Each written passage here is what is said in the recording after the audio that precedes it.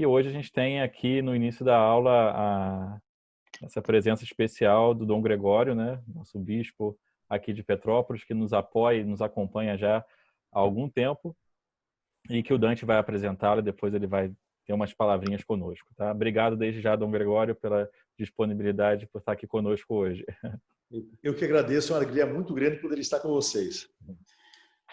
Bom, boa noite a todos. É com imensa alegria que começamos a aula de hoje, ouvindo o nosso bispo aqui da nossa diocese, né, Dom Gregório Paixão, né?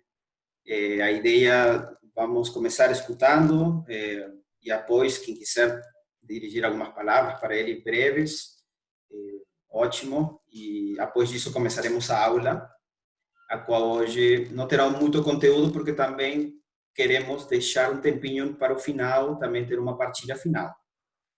Eu já quero começar dizendo que para mim e para nós da Reconciliatio, aqui estamos José Augusto, Monique, a Clara, a Raquel, que organizamos este primeiro curso, tem sido muito importante a comunhão e o apoio dado pelo Dom Gregório, né?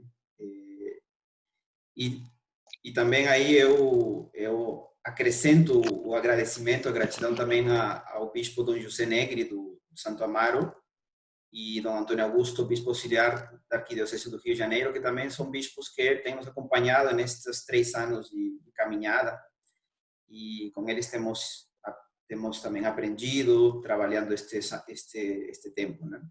E com muita alegria, Dom Gregório, que partilho com o senhor que este curso teve 100 inscritos, tivemos que fechar as inscrições e matriculados 88 pessoas que se inscreveram para o curso, e tivemos que encerrar as inscrições porque não ia dar para mais de 100, e são de várias cidades do nosso Brasil, representando 8 estados aqui do nosso país. E até agora a participação tem sido muito boa, muitas trocas de experiência, muitas coisas muito boas. Este curso, Dom Gregório tem nos mostrado também com clareza o caminho a seguir, né? Melhor dito, tem nos confirmado em todo este apostolado da prevenção, com a consciência de que somos frágeis, mas com a graça e com essa comunhão e participação na missão única da igreja podemos contribuir ainda muito. E nós temos um bordão no nosso programa que é: a prevenção é uma responsabilidade e compromisso de todos. Isso é algo que temos confirmado muito, escutando aqui a todos nossos amigos que estão participando deste primeiro curso. Por último, Dom Gregório, meus parabéns pelo 14º aniversário de ordenação episcopal. É uma alegria e um detalhe de Deus também que hoje veio estar partilhar conosco nesse dia tão especial. Eu contei com as minhas orações, com as nossas orações, e pela sua missão, e o Senhor já faz pelo bem aqui da nossa diocese e da igreja. Então, com essas pequenas, assim, e simples palavras, eu já passo aqui a palavra para o Senhor, e, bom, fique à vontade. Muito obrigado, Dante. Quero saudar aos amigos de todo o Brasil que nos acompanham, né, desses estados onde vocês estão. Quero dizer da graça de poder estar aqui, né, dando essa palavrinha inicial nessa noite. Para nós, uma noite um pouquinho mais fria, para outros, uma noitinha mais quente. Mas quando a gente une os corações, nós somos capazes de ver realidades tão bonitas, né? O coração da gente arde quando a presença do Senhor se manifesta. Isso aconteceu lá em Emaús, né? Quando aqueles 2 discípulos disseram: não ardia o nosso coração? Quando ele nos falava sobre aquilo que os nossos pais no passado nos falaram.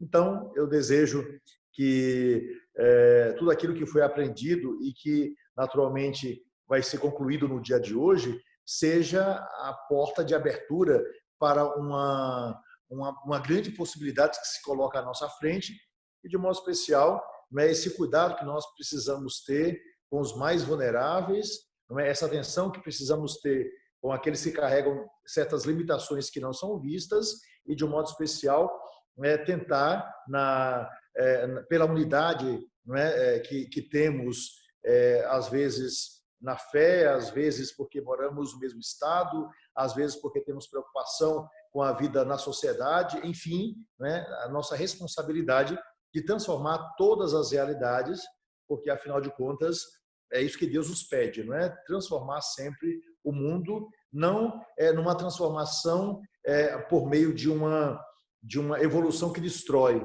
mas por meio de um crescimento que se dá a cada instante quando nós fazemos o bem e desejamos que o outro também aprenda a fazer o bem.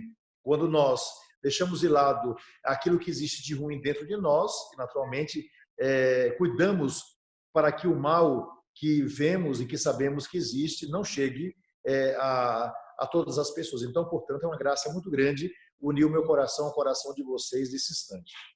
Pois bem, aqui foi apenas uma palavra inicial para dizer aquilo que eu gostaria de apresentar nessa noite, de uma forma muito simples, né? Assim, uma palavra de um irmão. A coisa que eu gostaria de dizer assim de início é que quando eu era muito jovem, né, quando eu cheguei no primeiro dia no Mosteiro de São Bento, eu sou monge beneditino, sou sergipano de Aracaju, mas vivi boa parte da minha vida monástica como religioso no Mosteiro de São Bento da Bahia. No primeiro dia em que nós estávamos ali, eu era um jovem, né, que estava numa idade entre 17 e 18 anos de idade, eu vi uma afirmação do abade do mosteiro, né, no primeiro encontro, na primeira reunião, que me deixou profundamente admirado, mas ao mesmo tempo profundamente incomodado. E qual foi a palavra que ele disse? Ele disse o seguinte, eu nunca esqueci: no mosteiro vocês vão encontrar as melhores pessoas e as piores também. Essa palavra, que não saiu, digamos, apenas do coração dele, mas é uma palavra que havia sido dito, não pelo menos 1.800 anos antes, por Santo Agostinho, vale para toda a sociedade, vale também para a igreja. No mundo, nós conhecemos os melhores homens, mas os piores também. Na igreja, nós conhecemos os melhores homens, mas os piores também. No colégio, no trabalho, seja lá em que lugar nós estejamos, nós vamos conhecer os melhores homens e os piores também. Resta saber, através das nossas escolhas, onde nós queremos estar. Eu acho que esse é o ponto fundamental. E ele disse para nós, aquele primeiro dia de encontro, 6 jovens ali diante dele, todos com idade entre 17 e 21 anos de idade, começando a vida monástica, ele disse: você é responsável pelas suas escolhas. E ele nos deixou muito claro que essas escolhas não deviam ser feitas apenas uma única vez ao longo da nossa vida. Eu entrei para o convento, eu me casei, eu me formei, ou algo parecido com isso. Mas as escolhas, elas são feitas, né, de tantas outras escolhas diárias para que nós sejamos aquilo que realmente nós devemos ser. É interessante perceber que as escolhas que nós fazemos, elas independem do grau de instrução que nós temos.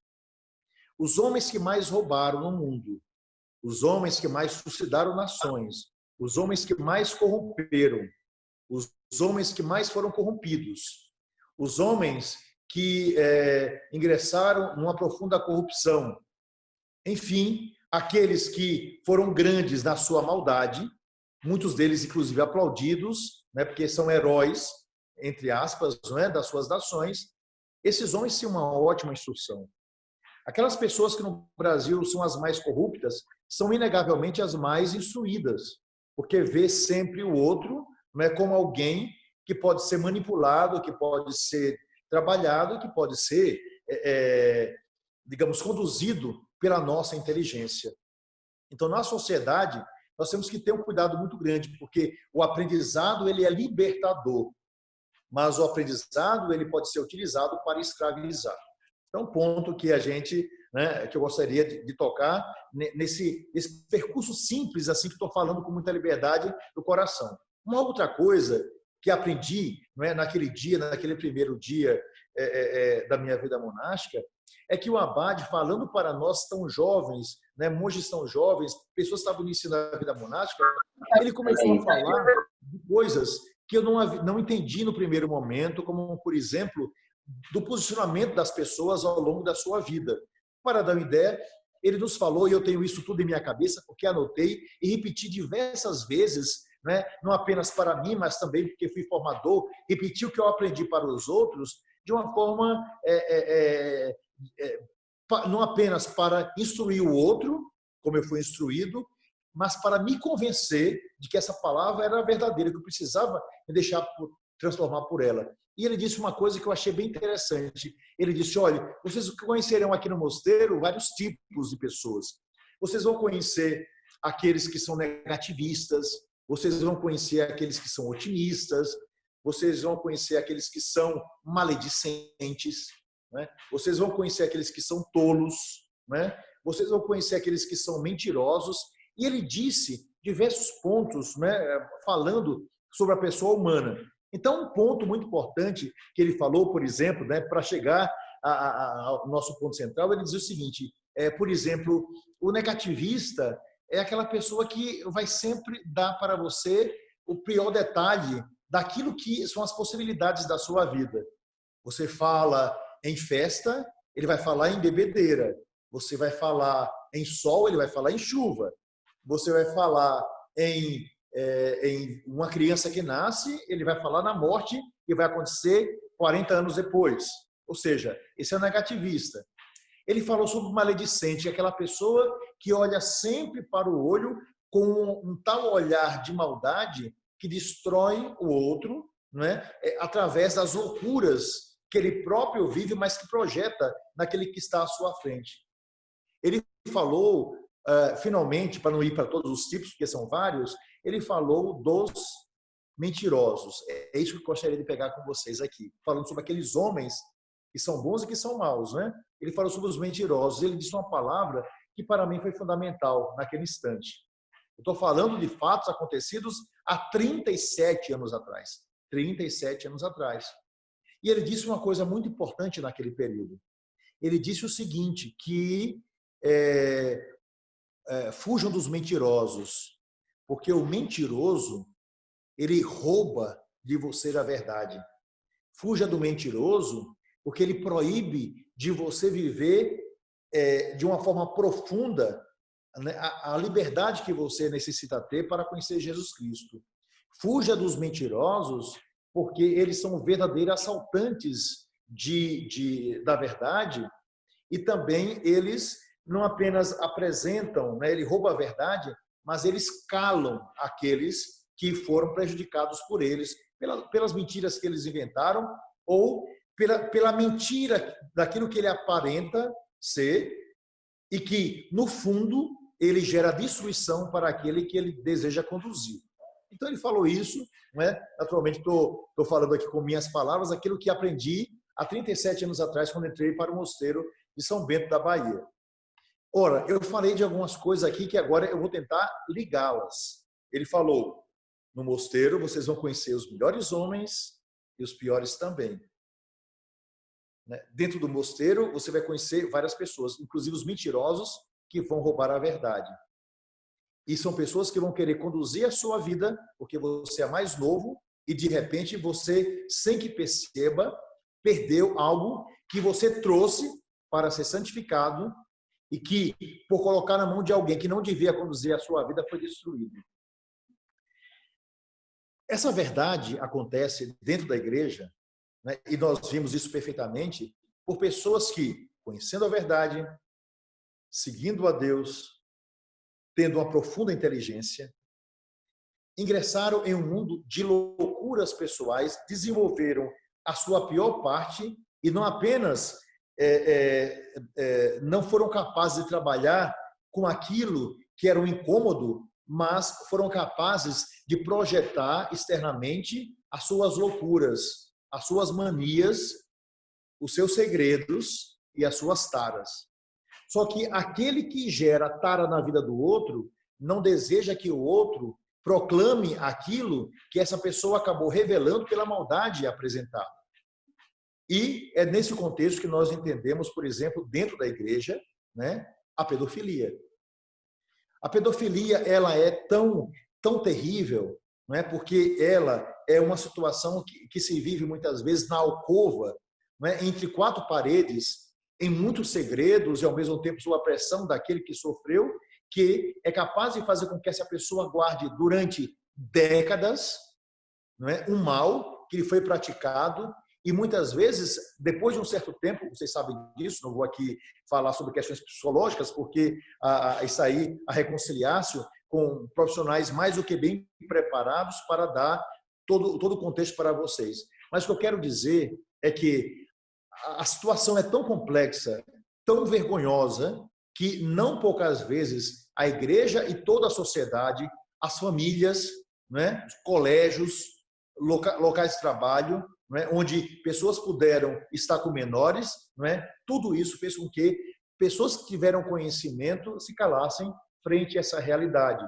Porque não era apenas falar sobre aquilo que nós amamos falar no convívio com os mais próximos, né? Coisinhas apimentadas, um ponto assim por diante.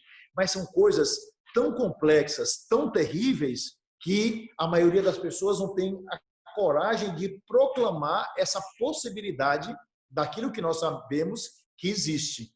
E quanto mais nós calamos essa verdade, nós nos tornamos ladrões daquilo que o outro precisa conhecer. Aí eu volto. E nos tornamos mentirosos, porque negamos uma verdade que está à frente dos outros e que, por negarmos, não apenas contribuímos com a mentira, mas contribuímos também com a maldade. O trabalho da reconciliação em nosso meio, aqui na Diocese de Petrópolis, depois para todo o Brasil, orientando a tantos, né, principalmente aqueles que estão na igreja, é um trabalho fundamental. Por um motivo muito simples, não é palavra minha, e vocês vão saber de quem veio essa palavra, porque Jesus Cristo nos disse: a verdade vos libertará. A verdade vos libertará. Então a palavra de Jesus é fundamental. Nós não precisamos ter medo, né, de apresentar para fora aquilo que as pessoas não tiveram medo de praticar como maldade na sua alcova. Não é revelar os segredos particulares das pessoas, mas é revelar os crimes que, se não cuidados, se não revelados, vão se repetir e a destruição virá não apenas para aqueles que vêm depois, mas para aquele que foi o praticante desse grande crime, que vai ter sua vida totalmente destruída também, além de ter destruído em escala, às vezes geométrica, a vida dos que estavam à sua frente. Portanto, existe um ponto que é fundamental, que a reconciliação faz muitíssimo bem, não é? A prevenção é responsabilidade e um compromisso de todos. Todos nós precisamos fazer a prevenção. A melhor maneira que nós temos para não castigar os nossos filhos é educá-los.